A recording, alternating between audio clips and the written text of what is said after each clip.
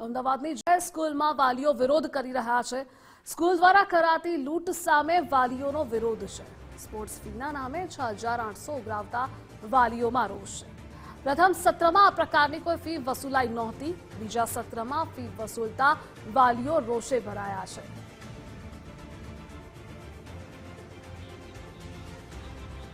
અને આજ મુદ્દે સંવાદદાતા માનસી જોડાયેલા છે। માનસી, વાલીઓ શા માટે વિરોધ કરી રહ્યા છે તે જણાવશો।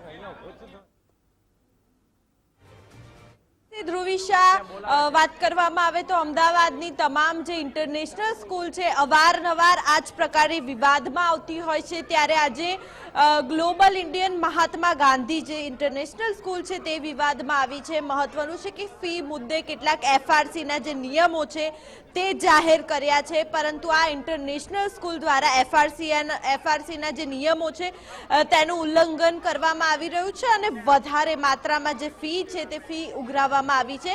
તેના જ કારણે આ સ્કૂલમાં આ જે વાલીઓ છે તે ભેગા થયા છે। વાલીઓ દ્વારા આ મુદ્દે રજૂઆત કરવામાં આવી, પરંતુ પ્રિન્સિપલ દ્વારા કોઈ જ પ્રકારનો જવાબ આપવામાં આવી નથી રહ્યો અને તેઓ મળવા પણ નથી આવી રહ્યા। આપણી સાથે કેટલાક વાલી છે, તેમની સાથેથી જાણીશું। આપનું નામ?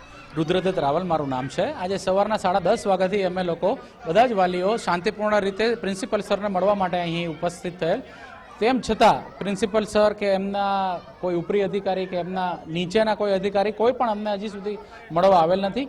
એફઆરસીની નિયત કરેલી ફી 1 થી 5 ધોરણની 80,000 છે, એની જગ્યાએ સ્કૂલ દ્વારા 81,000ની ફી વસૂલવામાં આવે છે। એમની પાસે કોઈ ખુલાસો નથી।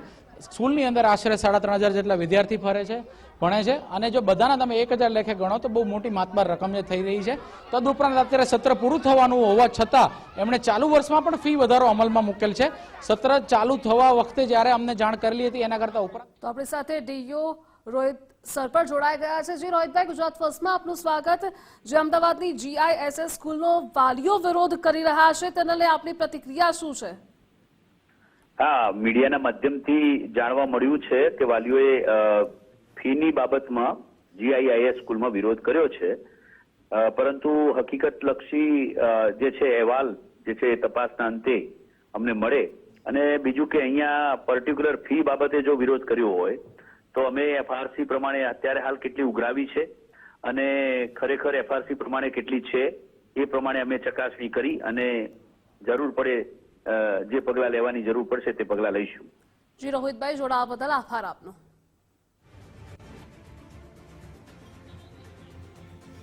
તો આપણી સાથે માનસી પણ જોડાયેલા છે।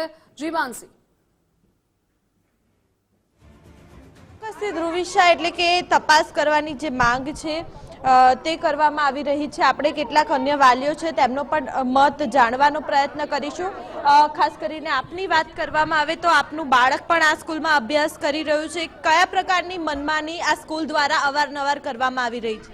એમનું મનમાની મતલબ કે એમનું જ ચાલે છે। એને જે કરવું એ કરી શકે છે। છોકરા ઉપર એટલું પ્રેશર કરે છે, એટલો કંટ્રોલ કરે છે કે અમે એમ કહીને કે 1 + 1 2 થાય નહીં, મેડમે કીધું એ જ સાચું, એટલું પ્રેશર છે સ્કૂલમાં। અને ફીસ માટેનું અત્યારે અમારે મેઇન મુદ્દો છે, ફીસ માટે આવ્યા છે એ લોકો અમારે ફીસ વધારી છે। શેની વધારી છે અમને ખબર જ નથી। અમે લોકો સવારના 10 વાગ્યાના આવ્યા છે, અમને લોકોને અંદર નહોતા આવવા દેતા।